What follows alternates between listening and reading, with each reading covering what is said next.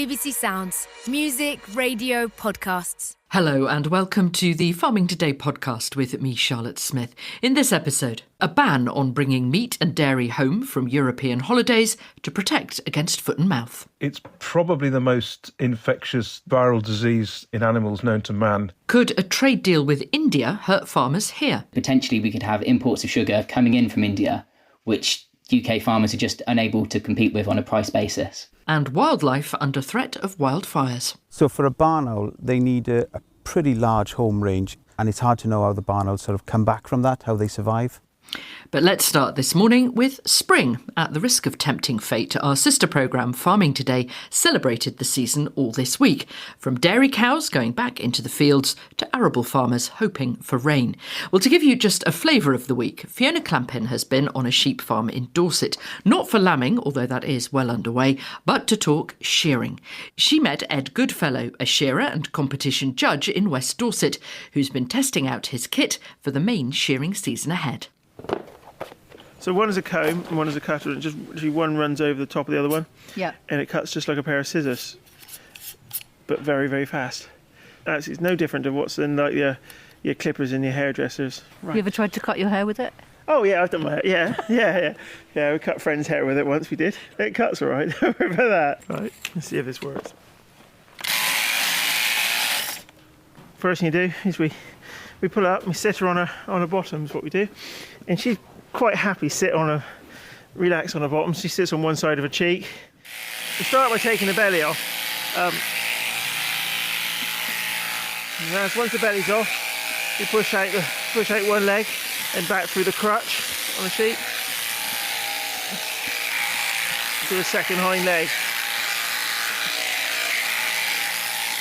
Once the crutch is out, we move into the first leg, and we call this the undermine. It goes down, and we push these blows from the first leg right down over to the backbone, and open up the first leg of the sheep right down to her tail. And we run from the top of her tail up her backbone. And that is the first quarter of the sheep done. When would you do the shearing? It's more to do with them having lambs and the right time for them to be shorn. About 6 weeks, 8 weeks after they've had their lambs, the lambs are getting bigger. The lambs are starting to eat a bit more grass. It takes the pressure off the mum.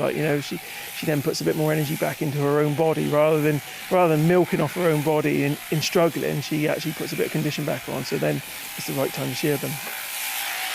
Slowly stepping backwards so the sheep comes up towards her. All the way down the last side. It does look very physical. It is very physical. Lots of things are hard to learn, but I would say it's probably one of the hardest things to learn to shear through, because there is no shortcuts to it. There is no learn to hold the handpiece, learn to hold the sheep. You have to do the whole thing in one. It's a live animal, and when people are learning, because we do a lot of teaching, like people are terrified they're going to cut the animal, and it makes them more nervous. Once you've learned to shear, you need to go away and do a few hundred, and then come back and then learn a bit more. To the top of the tail, and that's it. One shorn sheep. Ed Goodfellow, he's right, it is difficult. Somewhere there is a sheep with a Mohican because of my nervousness attempting to shear. Anyway, more on spring on BBC Sounds. Just search for Farming Today. Next week, our focus will be agroforestry. So do join us. We're here every weekday morning on Radio 4 at 5:45. Or if you fancy a lion, you can find us later on Sounds. The company behind one of the UK's biggest vertical farms has closed. The Jones Food Company, which ran indoor farms in Scunthorpe and Gloucestershire, as well as a development centre in Bristol, called in the receivers after failing to find new investors. 61 people have been made redundant. The search is on for a new backer. Vertical farms grow crops, mainly herbs and salad leaves, inside on shelving, using special lights to create a warm, humid atmosphere, which reduces growing time in comparison with conventionally grown crops. Well, Jones Food opened its biggest farm at Lydney in Gloucestershire just last year. I was shown round by founder and CEO James Lloyd Jones, who told me vertical farming had some clear advantages over the traditional approach. Compared to a high-tech greenhouse, or if you had to buy the land put in the infrastructure, the tractors, the personnel to grow the same amount, you're looking at probably 20 million, and you don't have the benefit of all-round perfect weather like we do. So that's to buy it and kit it out. What about running costs? Because you're energy hungry here, aren't you? We are energy hungry as any industry would be in modern farming. You know, supply of fertilisers or energy just to put in like a chilling house or something. We don't have to have pack houses in the same way because it's so fresh. But energy makes up about 40% of our costs now. We have seen some other vertical farm companies go bust over the past couple of years. Why did that happen to them and not to you, do you think? We always had a view that for vertical farming to become in the mainstream, it had to be at scale and it had to be at a price point that anyone could afford, not a premium product that could only be sold in London, New York, Paris.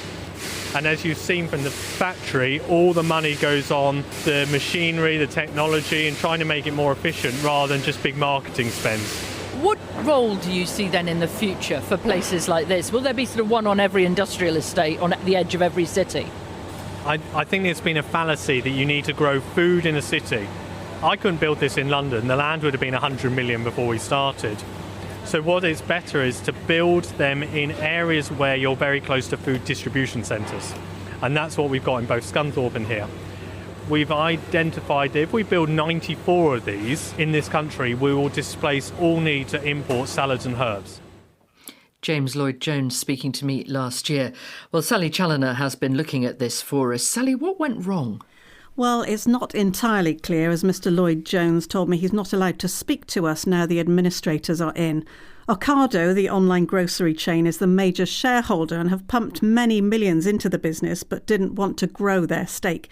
They didn't want to be interviewed either, but in a statement said they hoped other investors would see the potential in Jones Food and that their thoughts were with everyone involved with the company. What I can tell you, though, is that lots of vertical farms have gone bust in recent years, not just here but globally, including AgriCool and Future Crops Cooperative, and Growing Underground in London, which was launched with great fanfare 10 years ago in an old World War II shelter. They do use a lot of energy for heating and lighting, though most farms here use renewables. A bigger problem is that it's also notoriously difficult here in the UK to get investment for startups or small businesses that are seen as more risky or long-term. Banks here have long faced accusations that they fail to support small businesses, and as we know, the returns on salads and herbs aren't huge. This farm in Gloucestershire only opened last year and was, actually at the time, claimed to be the biggest in the world. Yes, that was the claim when it opened last year. The biggest vertical farm now is in Dubai. But the farm in Gloucestershire is large, 15,000 square metres, and the potential to produce 1,000 tonnes a year. That came at a price, of course, £23 million to set up. It was very advanced in terms of the technology it used. Do you think this is a blow for those who see vertical farming as the future for at least some of food growing? Yes, the idea was that vertical farms can be where the people are, on industrial estates in cities, for example, or near transport hubs. And as they stack the crops, they take up less land. They can grow faster than conventional farms as they control the climate. And as the risks are more controllable, it was hoped investors would be attracted to this sector, where they might not want to invest in traditional farming with all the risks of weather and market volatility that we report on so regularly. At the launch of the Gloucestershire farm, Mr Lloyd-Jones said it could produce at a super competitive price, and that while commercial success has always been a challenge, he felt they'd cracked it. But with the massive cost of building the facility, high energy costs and relatively low prices for the food they produce, it seems major backers have decided the project just wasn't viable. Sally Challoner there. Now, if you're travelling in mainland Europe this Easter and thinking about possibly bringing back some local delicacies, think again. Following outbreaks of foot and mouth disease in Germany, Hungary and on its border with Slovakia, restrictions on the food you're allowed to bring in have changed significantly. You're now not allowed to bring in meat or dairy products from any EU country, except for poultry. How great then is the potential for cured meats and cheeses in your suitcase to transmit foot and mouth, or FMD as it's commonly known? Anna Hill asked Gareth Haitley, president of the Scottish branch of the British Veterinary Association, who worked on the major 2001 foot and mouth outbreak. It's probably the most infectious viral disease in animals known to man. And so disease can take hold very, very quickly. Only a small number of viral particles can lead to infection, as well as being transmitted by live animals. We've already got a ban on live animals, quite rightly. It can be spread both by the wind and also by things like cured meat. It will survive in cured meat, fresh meat, milk, those sorts of products. To some, it might feel that it's a bit of a leap between a well-packaged, legally produced ham, salami, cheese in an airport duty-free and a major disease outbreak. So is this ban proportionate? Yeah, I think it's proportionate because of the risk of the impact of getting FMD in the UK. I went through Madrid myself last weekend, and there's always the temptation to pick up a packet of this or that, but you don't know where it's been produced, and there's no indications in the meat that the virus is there, so there's always a risk. This ban came about because of foot and mouth outbreaks in Germany earlier this year, then in Hungary and Slovakia on the border. So how concerning is the situation on the continent right now? It's quite concerning because we don't have any indication where any of these infections came from. We know broadly where they came from because of the serotype of the virus. So it'll have come from the Middle East, the Balkans, sort of Turkey area. But that's a big area. And there's a lot of movements of people and animals due to the religious festivals that occur at this time of year. So there's multiple routes where it potentially could have come in.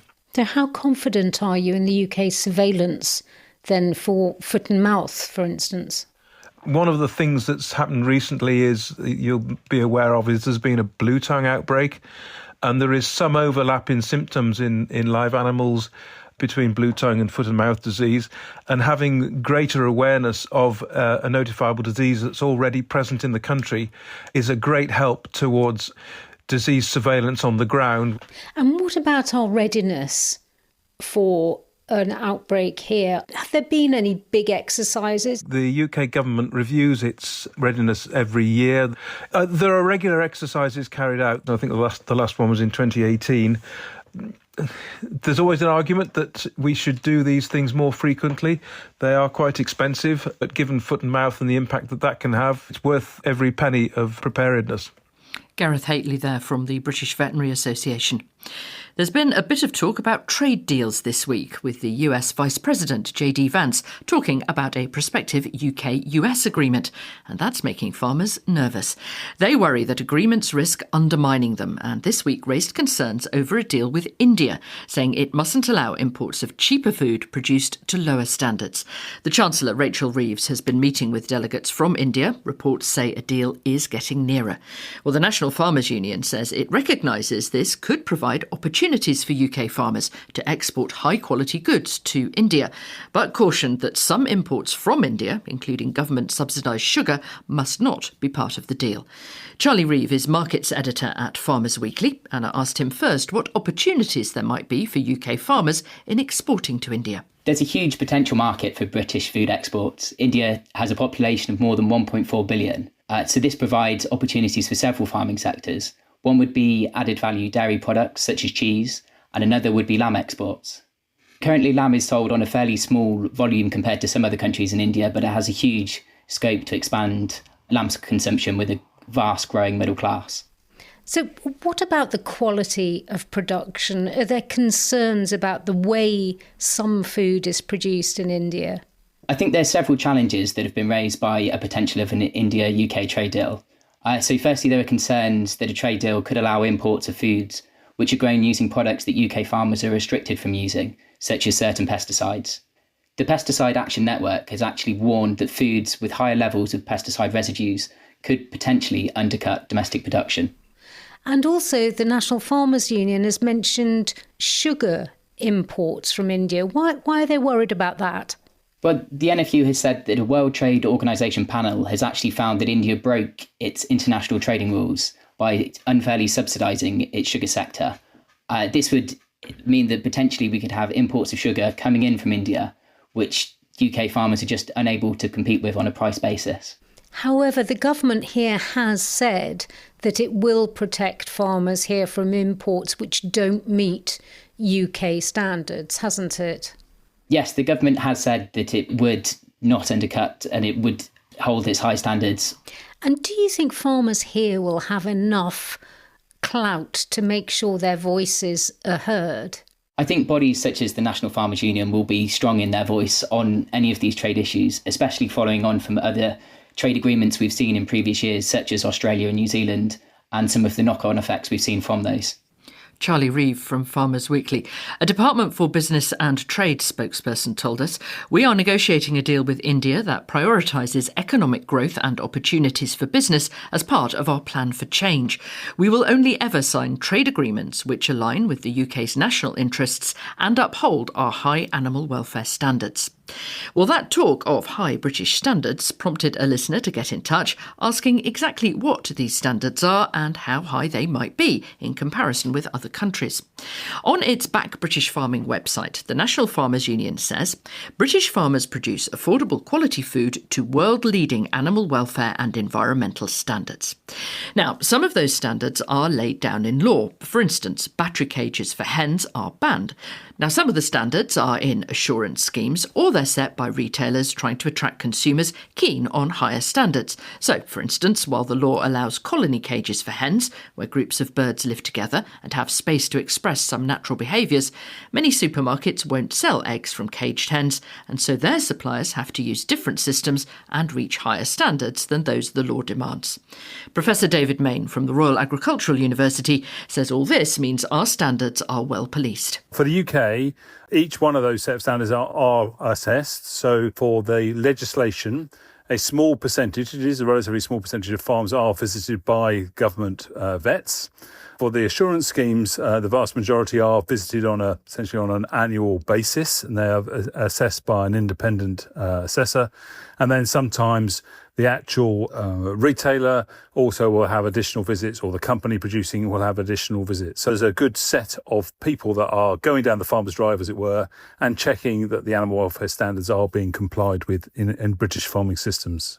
How easy is it to compare our standards with other standards around the world? Yeah, you can certainly compare the words. That's quite easy to do, to see what legislation, what industry practices are required of other producers. So if you take the United States, for example, they essentially don't have any federal national legislation. The states do sometimes have legislation. For example, California has quite progressive animal welfare legislation.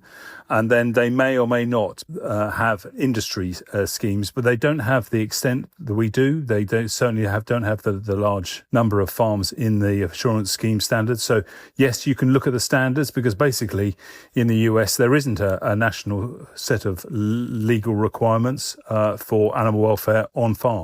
Let's take one example that's talked about a lot when we talk about America and a possible American trade deal, and that's chlorine chickens. This is chickens washed with chlorine, although the Americans will point out it's far more common that they're washed with an antimicrobial wash. The argument isn't about food safety here. It's that by doing that, it allows US chicken farmers to have lower standards while they're actually raising the chickens, and then they control the risk of salmonella and so on by the washing rather than by good farming. Is that fair? Are their broiler farms significantly different to those in the UK? I think there is absolutely a range in chicken standards, for example, in the US, and by having a food safety regime which does the control at the end of the production cycle, does mean that there is a different approach to maintaining hygiene, etc. Farmers get really angry about the rules we have here, which they say prevent them from doing things, for instance, using neonicotinoid pesticides. But then we import crops grown using those very chemicals. So they'd argue that sometimes our high standards are a little bit meaningless and just put them at a disadvantage. They're quite right to be asking for fairness in standards. And in practice, of course, in the UK, the standards that are required by the retailers are very important, ensuring equity. So the large retailers do ensure that the minimum UK equivalent standards are adhered to. And also, I think it's fair to say that those standards are based on what UK citizens want. Legislation is a result of citizen pressure and thoughts, for example. So the fact that we don't allow hormones in beef production is a reflection of what our citizens are asking for. Professor David Main from the Royal Agricultural University. Some of the UK's rarest wildlife is being torched alive and pushed closer to extinction after weeks of intense grass fires. Well, that's a warning from conservationists. As we've reported on this programme, there have been wildfires all over the UK. So far this year, 110 square miles of land has been burnt. Figures obtained by the BBC show that in Wales, fire crews have battled almost 1,400 wildfires already this year, leading fire services to urge people to act responsibly and report any suspicious behaviour to the police. BBC Wales' Stefan Messenger reports. So this is the barn owl box. And we've got a pair of barn owls in there at the moment, and they should be starting to lay their egg in the next few days, so it's very exciting. Rob Parry runs the Initiative for Nature Conservation Cymru, working to protect some of Wales's rarest wildlife. But the barn owls nesting in the charity's boxes on the western edge of the Banau Brycheiniog National Park are facing a challenging spring. In recent weeks, wildfires have ripped across the mountainside nearby. So for a barn owl, they need a pretty large home range. It's about 300 hectares, which is a big area. And they need that because they've got a lot of mouths to feed, a lot of voles, a lot of mice are needed for the chicks. So a wildfire just makes that habitat disappear overnight. And it's hard to know how the barn owls sort of come back from that, how they survive. So we've come up to the mountain to see where the wildfires happened, and as you'd expect, it's a scene of scorched earth, burnt and blackened grass and bracken. The latest figures we've collected show that fire crews have battled almost 1,400 wildfires like this across Wales already this year.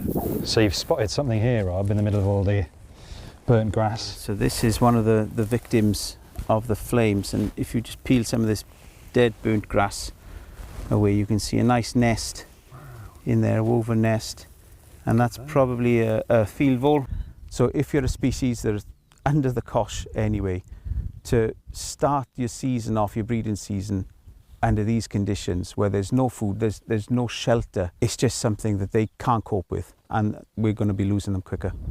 For what feels like weeks now, day after day, night after night, firefighters have been out across Wales battling blazes in places like this. It's been a particularly intense wildfire season so far this year, after the prolonged dry conditions throughout March and the start of April, with growing concerns now about the cumulative effect of all of this on local wildlife.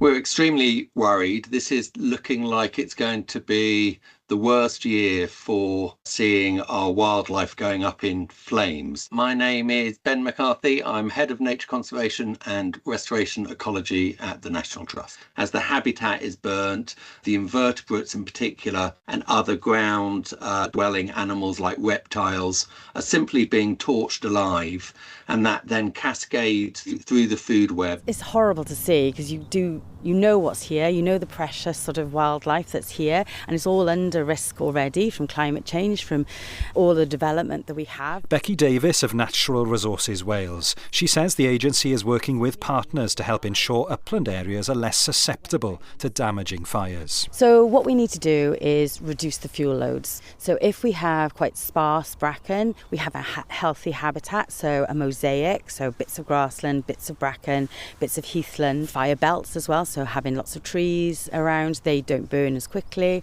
So it's just a series of interventions which can reduce the risk on the land. Stopping people from setting fires deliberately is another challenge. At Portnewydd Primary School in Cwmbran, before the Easter break, pupils were given a talk by firefighters and the police and introduced to some of the creatures that can be affected, from foxes and rabbits to mice and snakes.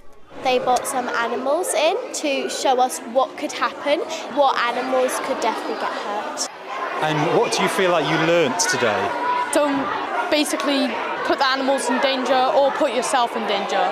So cute! We've brought the wildlife along to really sort of add a bit of life to the presentation that we're delivering to the children. My name's Mark Bowditch, I'm a station manager with South Wales Fire and Rescue Service. So this year in particular, we've had an extended period of good weather. There's also a high amount of dry vegetation out on the mountainsides, as we didn't have very many fires last year. It can be devastating to local wildlife, and it has a long-lasting effect on the environment as well. That report from Stefan Messenger. And that's it from us. I'm Charlotte Smith. The producer is Beatrice Fenton. And Farming Today this week is a BBC Audio Bristol production.